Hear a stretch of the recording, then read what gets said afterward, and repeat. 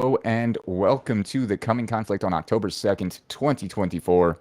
My name is Tom, of course, and this October things have already started to get quite surprising, and that's what we're going to be talking about today.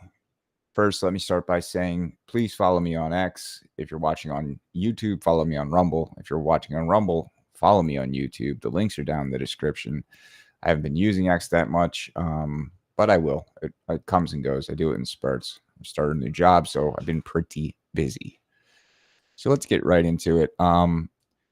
First of all, as you can see, as you probably know, this Hurricane Helene caused massive devastation to the southeastern United States, in particular, just in Asheville, North Carolina, and the surrounding areas.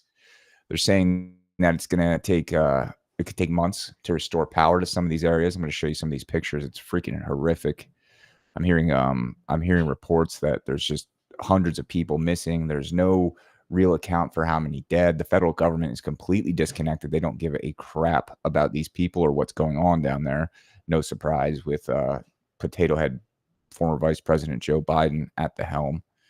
Um, yeah, just really sad. And I am wondering why for every other minor weather event, they hype it up as global warming and the end of the world. But for this one, from all the accounts I'm hearing, no one was talking about it.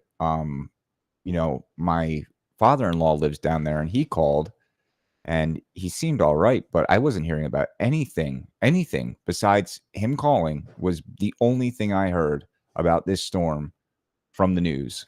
And even after the fact, with all the widespread devastation, I'm only seeing alternative media channels. I don't want to be cynical. I think this could be just a way to keep the focus on Kamala Harris. It would be very sick, but these are the times when the news is supposed to be doing its job to bring attention to these areas in order to get federal authorities to, release money for aid, which I guess they have done, but the whole thing seems to be a complete mismanagement. And now I'm going to transfer on, and I don't mean this to be disrespectful to anybody who's in this area, but it seems to be that there is a lithium mine not that far outside of Asheville. And if you look at this map here, you can see that it is in the zone that was heavily affected. You can see this little piece right here. It goes around. Same right here. So it's in the catastrophe zone. And if I am being conspiratorial, it seems like a great way because lithium mining is so toxic and so bad for the environment. If they just let this storm rip through or maybe created it, I don't know. It's possible. It's 2024. Anything's possible at this point. Let it rip through, destroy all this. FEMA can come in, declare a disaster area, say it's not safe for human habitation, and then they can come in and strip mine all the lithium without regards for the people that live in the area. This is the company that is the proposed lithium mine. It's called Albemarle. The Kings Mountain site is one of the few known hard rock lithium deposits in the U.S. and is expected to play a critical role in establishing the U.S. supply of lithium. Albemarle is seeking permitting approval to resume open pit mining and expand the footprint of the Knights Mountain mine. So don't you think it'd be a lot easier for them to get permits if they're mining in what is basically a war zone, a disaster area? It's uninhabitable, according to FEMA. Albemarle plans to continue seeking community input through the mine's life, including completing a voluntary environmental and social impact assessment. Social impact. Well, I don't think people whose houses have been flattened to fucking stone or flattened to the ground are going to care much about a lithium mine. They're probably just going to want to either rebuild, but if they don't get the money to rebuild the infrastructure around the area, there's going to be no point in rebuilding. They'll probably take any money that they can get for their land and hightail it out of there to greener pastures. To better understand and develop environmental and social management plans, they are designed to minimize adverse impacts and enhance benefits from the mine. Adverse impacts being, if you've ever watched videos of open pit lithium mining, it is nasty, especially in like third world countries where it's done. They usually use children to do it, and they need fresh water to process the lithium. And then the fresh water becomes completely toxic, not reusable, cannot be filtered. You can't use it again. You can't use it twice. So you have a bunch of fresh water that's being used. It destroys the environment. Lithium is very dangerous. I'm going to keep reading. Lithium is an element found naturally occurring in the Earth's crust, blah, blah, blah. A drilling, okay, blah. The deposits found in Kings Mountain, North Carolina, is part of the Carolina tin Spudman belt with the inner Piedmont terrain to the west and along Kings Mountain. The area is well known for its lithium resources. In fact, Kings Mountain is believed to have one of the largest resources in the world. So, you can't ignore these coincidences, if you want to even call them that, because I think we are well past the realm of coincidence. Could just, if anybody's in the chat room, could you just make sure that I am coming through?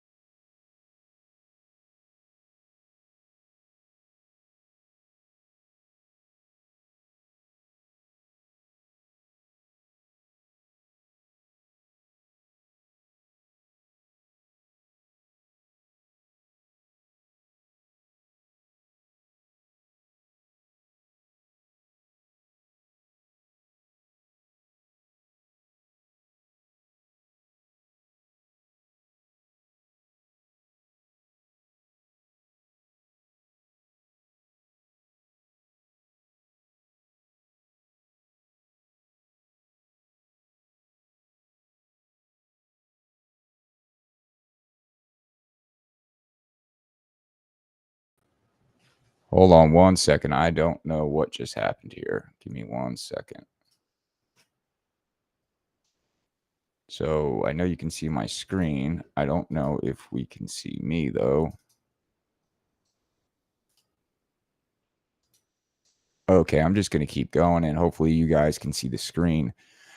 Sorry about that. So on top of that, we have the port workers striking, and that's causing panic. So, of course, the news media wants to hype that story up to make sure everybody knows that the world is coming to an end and that they need to go out and buy all the toilet paper that they can, or else they're not going to be able to get it anymore. So we have this panic buying already spreading as dock worker strikes get underway. And basically what's happening right now is the dock workers want more money, rightfully so. They should probably be paid more, but they want 77% more money. And the issue is the economy is not, it's just not strong enough to deal with that, because you have to figure there's going to be downstream effects. If the dock workers are getting paid 77% more, that means the shippers have to charge more. That means the trucking companies have to charge more. That means everything else gets more expensive.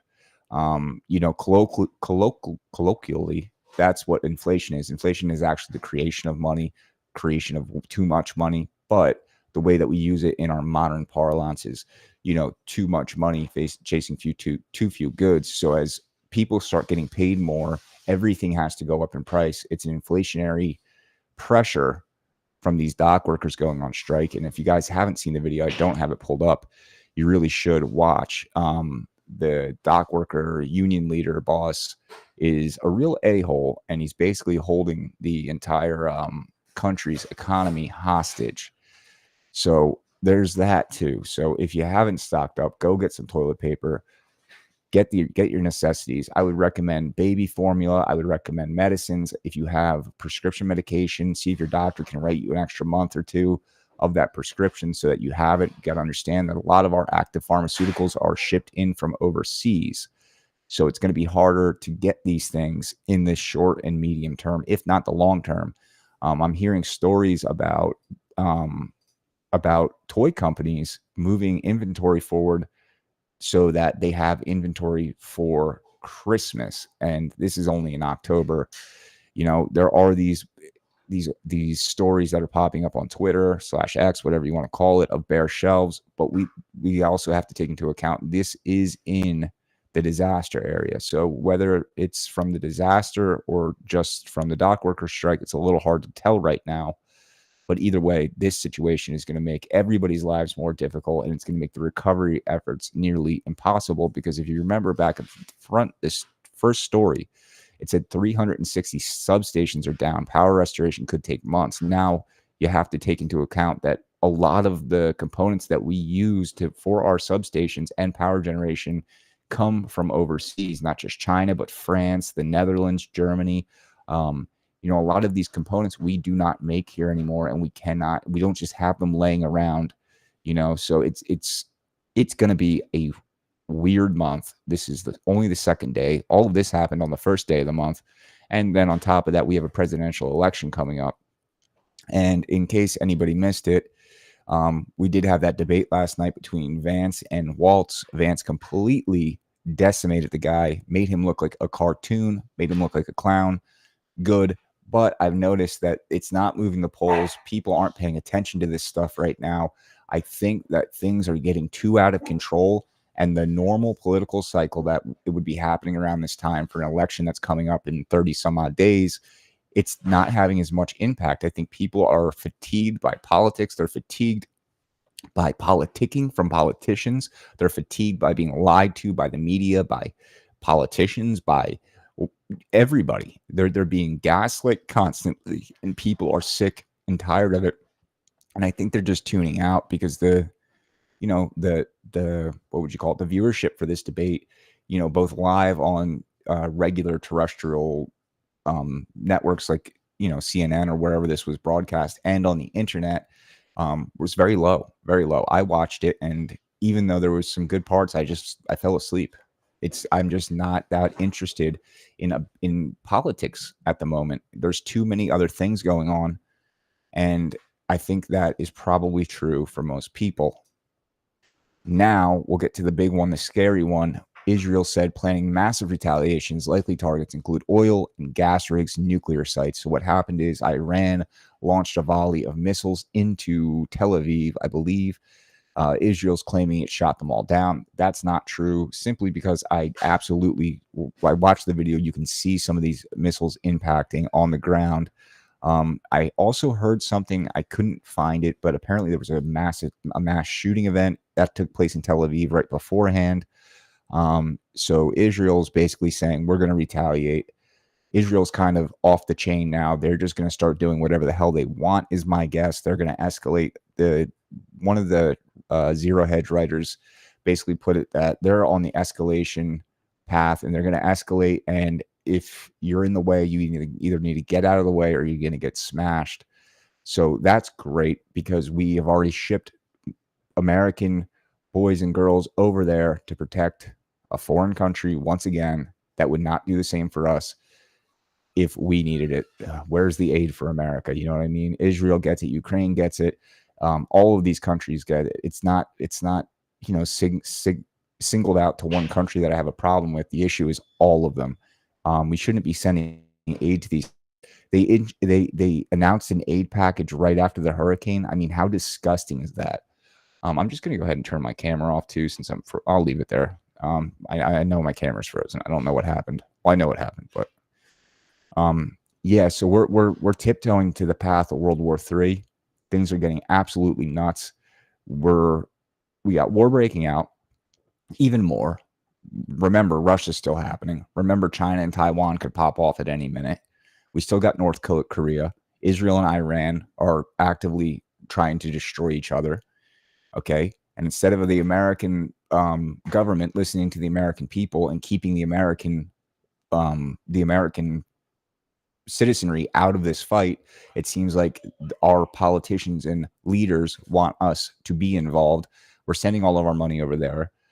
The southeastern United States, especially North Carolina, has been completely decimated, and we're sending money to foreign countries. On top of that, the dock workers are striking, and we're sending money to foreign countries. When is this going to end? I think only Donald Trump getting into office, and then the economy crashing and everything having to be start from day one, being start over basically, is the only way out of this. Our economic situation is not salvageable. Our societal situation, I don't think, is salvageable. The morality of this country has slipped into something that has become so convoluted that people waste time discussing what is a woman. Like these conversations are non-productive. People think that they're, somehow important to the discourse in America, but they're not. giving these social culture war issues air and giving them attention in arguing them gives them validity, and giving them validity just further degrades the morality of the country. So I think it's best that we ignore them and point them out as just being stupid and not worth our time to argue about. We have much bigger problems in this country, and things are just going to get worse. We need to get Donald Trump in 100%. We need to get him in. But anybody who thinks that's going to be a silver bullet that fixes all of our problems and saves the country is, I'm sorry, but they are gravely, gravely mistaken. I think at this point, we should be focused less on saving the country, and we should be focused more on preparing what we're going to do when the country inevitably collapses. We need to be the ones that are rushing towards the rubble as things go haywire, so that we can propose the Constitution be reinstated and followed more strictly, rather than these globalists and these big corporations and Elon Musk coming in and offering some other AI tech dystopia, because that's where we're headed. To be honest, we're on this path, and I feel like the only way we can get off is some sort of smash. I don't want people dying, obviously. I don't want people going hungry, but what I'm saying is we need to derail this train, because we're on a high-speed train towards techno-dystopian future where we're constantly being tracked, traced, data-based, social credit score, digital currency. There's no way out of this. Self-driving cars that listen to you and can take you around without your consent. We're already there. It's gotten so much worse since the COVID lockdowns.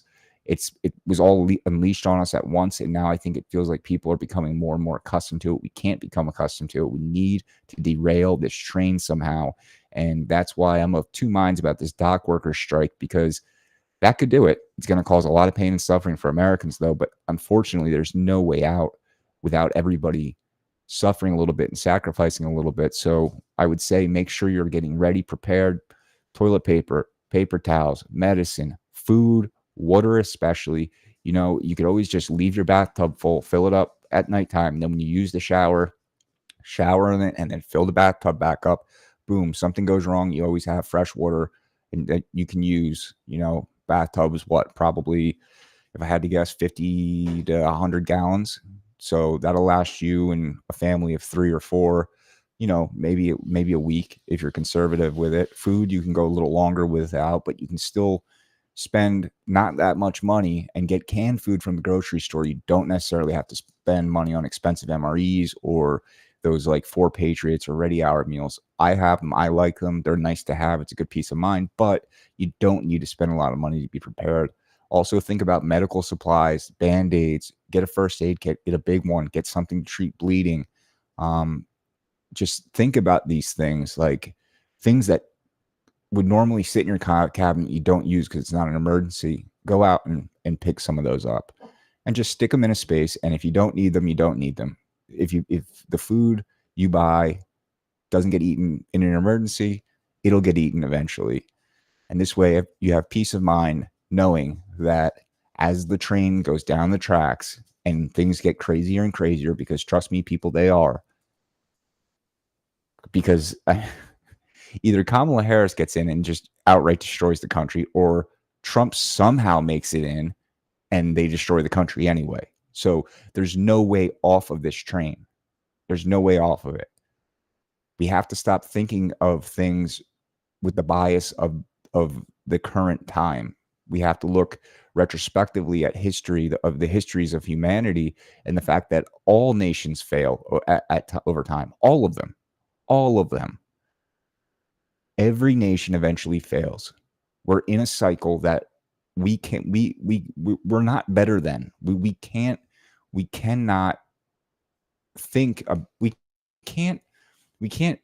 affect this cycle in the way that we think we can. It's like a rhythm of time that all civilizations go through. Like they say China's a 2,000-year-old civilization. That's not true. They got taken over by the communists in the 40s or 50s. So they're actually younger than us as far as the way their society and culture is built up. So yeah, there might be land masses and country names that have existed for long periods of time, but those societies that live in them always change. And things, they always rise, they always fall, eventually collapse, and they eventually rebuild.